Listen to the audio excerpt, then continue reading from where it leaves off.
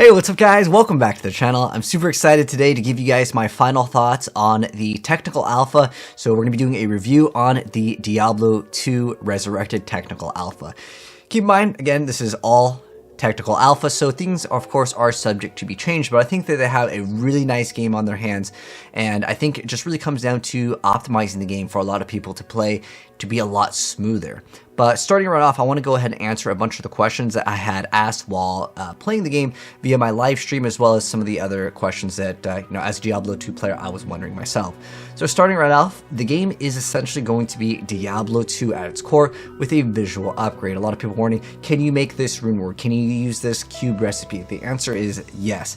It just comes down to basically relearning and going to websites and just kind of finding out, how certain things would work, because a lot of us that have been playing Diablo 2 for a really long time have moved on to mods and other things that have had changed the quality of life, as well as just different implementations of different gameplay mechanics. But with vanilla Diablo, it still feels really good. At the end of the day, that's what it's going to be. So in terms of could I recommend any of you guys to pre-order or actually go ahead and pick up this game? Again, based off of my gameplay testing, the answer is, did you like Diablo 2? If the answer is yes, then you'll feel right at home with this. Just basically having a visual overhaul is the main thing with this. In terms of new content, there are newer changes, and I want to go ahead and hop right into that next. So going over the newer changes. So remember, this is a remaster, not a remake, so it's essentially going to be the same game, just visual changes as well as quality of life. So one thing that's really cool is gold is on auto pickup. So that means when you eliminate an enemy, you can walk over, it will pick up the gold, you don't even have to click on it. That's a nice quality of life feature, but it really doesn't change up the game too much, as gold isn't really a form of currency realistically towards the end game of Diablo. In the very beginning, yeah, you can get a couple upgrades. But one really nice change is going to be with the mercenary. So up on the screen, I'm going to go ahead and show you guys kind of what I'm talking about. When you hire the mercenary, you will be able to see the exact skills that they use, what level it is, and what it will do. This is really helpful for players that need a very specific aura and that you don't know, is it combat, is it offensive?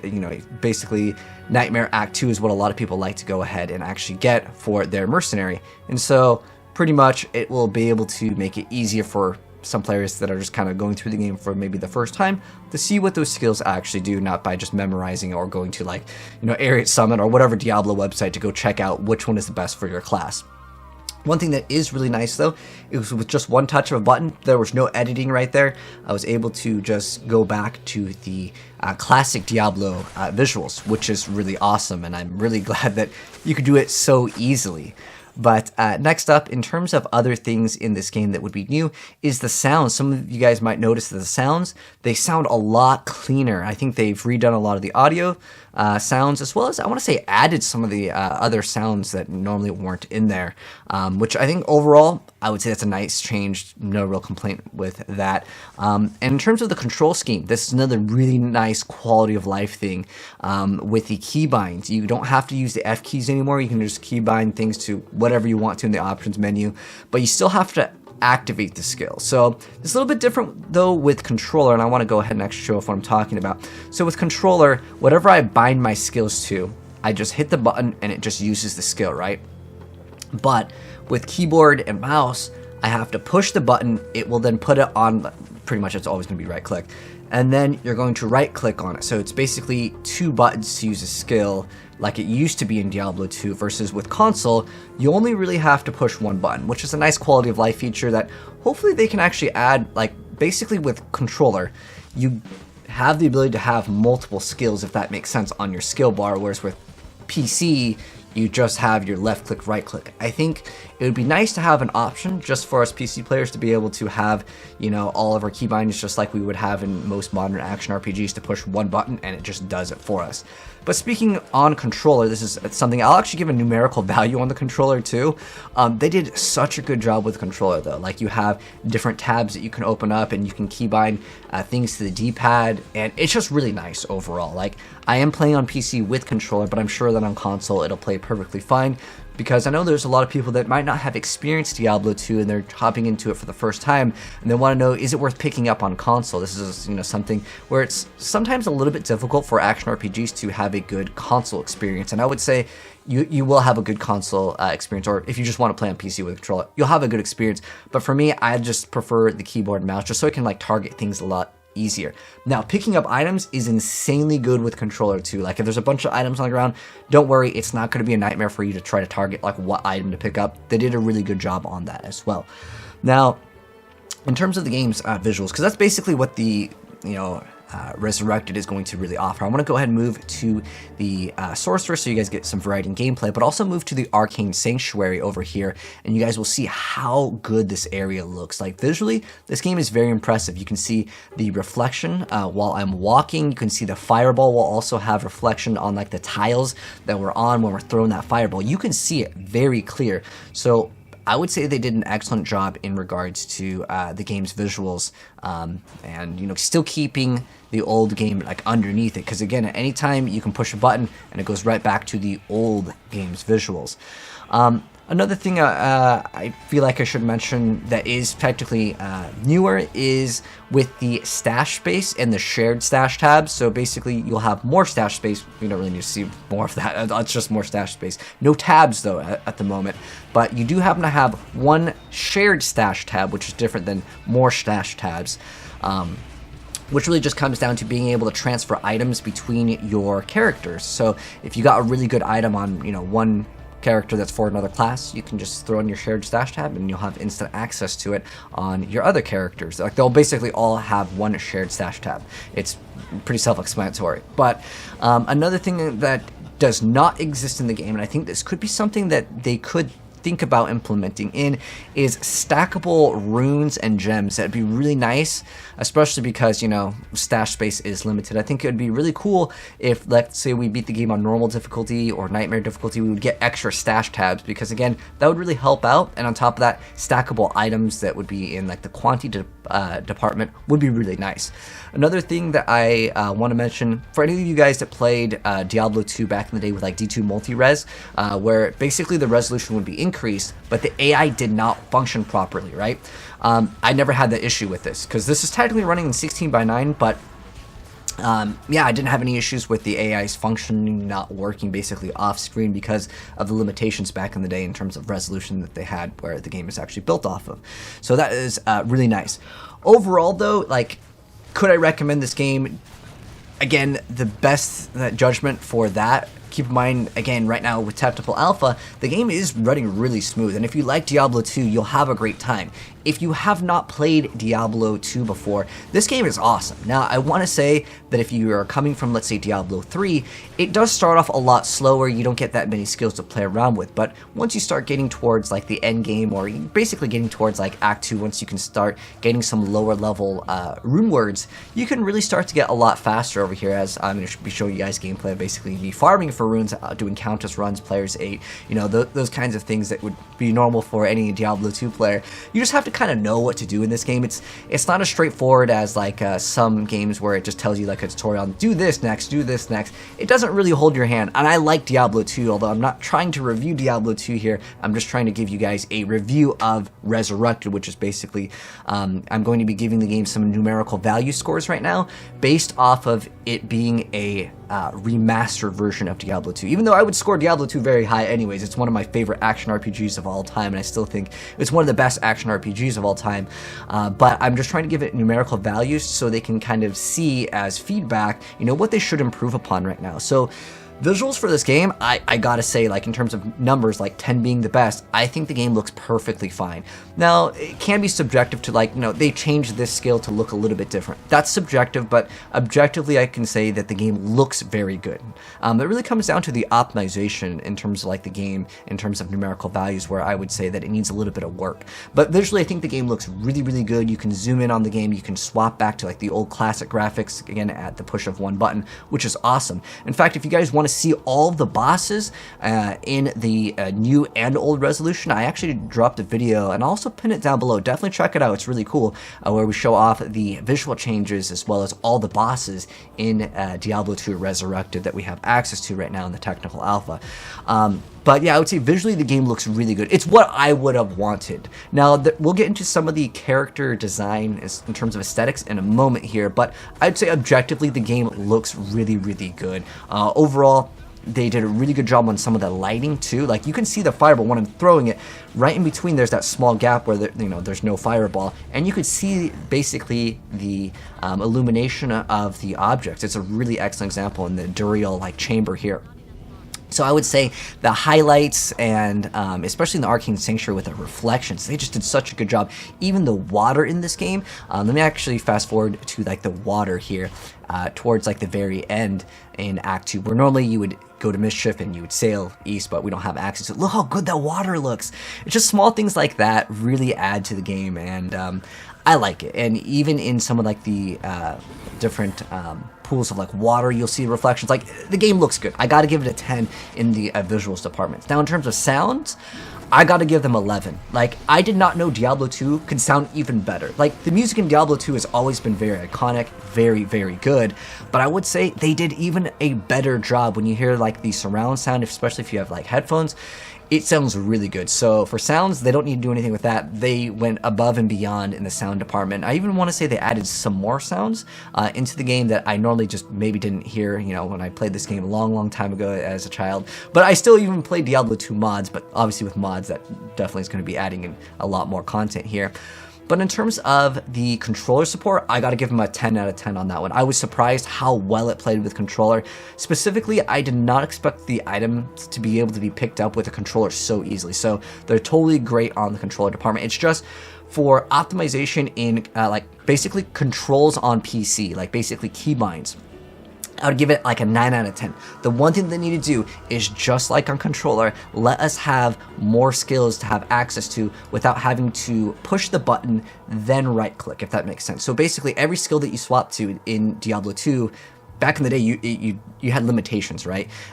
With the F keys, and then you know, you'd have to still like right click or whatever. But I think that would be a really nice change. So if they can just do that, I'd give them a 10 out of 10 in the keybinds department. Now, in terms of optimization, right now in the technical alpha, we didn't have access to a lot of the settings. They were just basically blocked off, which is totally fine for, you know, a technical alpha. No biggie with that. But I definitely experienced some stutters, and especially with loading in certain areas, sometimes it would take a little bit longer than normal. Not that big of a deal in the loading department, but the stutters were definitely noticeable. In fact, if you guys go to my very first video where I showed off my first like early impressions, my first like hour of the game experience, you can definitely see a lot more micro stutter. Now, what I did do to get better gameplay, which you guys are seeing right now, is I actually limited the frame rate inside of the NVIDIA control panel that we can't limit inside of the Diablo 2 Resurrected game right now. It's blocked off. So that's a way for some of you guys that have access to the alpha, or maybe later down the line if you're watching this game or this video when the beta comes out, by going into the NVIDIA control panel, you can actually manually do it without having the option enabled in Diablo 2 Resurrected. So that was something that definitely helped out in terms of my gameplay experience. But that's the only issue I would say that this game has. I mean, at the end of the day, it's still Diablo 2. They did a great job on the game sounds and visuals, and in terms of the gameplay, I mean, it's Diablo 2 at the end of the day. But I just think that they need to work on the optimization just a little bit. Now I kind of want to go into where I would consider this a little bit subjective, especially because there's going to be so many new players that have not played Diablo 2, and these are some of the things that may be frustrating, or it's just something you have to kind of learn to deal with. Sometimes for games back in the day, people were just like, this is how the game was back in the day. You know, I want it to stay that way, and that's totally cool too. But I saw a lot of people talking about these things, and I want to go ahead and mention them real quick for players that have not played Diablo 2 for either a very long time or maybe their very first time. So there is no transmog feature, although that would be something that I think is kind of cool in the game that doesn't really change up the gameplay experience, right? It's just visually you like this helmet or this armor, but you want to go ahead and run a different piece. That's something that existed in Diablo 3. In fact, a lot of other action RPGs have the ability to transmog an item, meaning that you change the look of the item, right? visually that's the only thing that changes. Maybe they can add that, but it's not that big of a deal for me. But that's something that, you know, players do care about how their characters look in games, which could also incentivize maybe microtransactions for longevity of the game, right? Because if the game is going to have you know, different ladders, and I'm hoping that they have more new rune words, new unique legendary items that come out into the game. But in order to support that, we need some form of currency for them to, you know, be able to create more content. And I think that that would be an excellent option, just, you know, cosmetic only changes to the game, just to support the game for its, you know, lifetime, right? I also think that they really should think about adding stackable items, rune words. I mentioned that before. Gems and runes should be stackable. That would really help out with stash space. Another thing is the AI of the mercenaries should be looked at. This is something that's been in Diablo 2, like vanilla, for a really long time. But when you teleport as a sorcerer, or if you have Enigma, which is a rune word way later down the line, you know, you don't have to worry about that because your mercenary will teleport right next towards you, so that's totally fine. But specifically on like the maggot layer or like Arcane Sanctuary, in fact, let's go to the maggot layer over here, where like it's sometimes the AI just doesn't function properly. He gets lost because it's just a small area. It can be frustrating to deal with. So I think that if they had one like skill called like Recall Mercenary, and it puts them right next to you, it could definitely help out quite a bit. So this is something I think that would be nice to just have for just, again, quality of life. And then on top of that, a couple people mentioned that they didn't really like the stamina mechanic. For me, I can go buy some stamina potions, but one quality of life feature, especially since later down the line your inventory will be cluttered with like charms and stuff, but in the very beginning you're gonna have a lot of potions, right? It'd be nice if you pop the potion, it would get one from your inventory and, you know, basically throw it on like your belt without having to hold shift and then click on the items. Again, just more quality of life. That doesn't really change up the game, just so you don't have to open up your inventory, because that's an issue with console that's a lot more difficult. Because on console, I think it's actually faster to go into your inventory, drop all the potions, and then repick them all up by spamming the, you know, pickup button.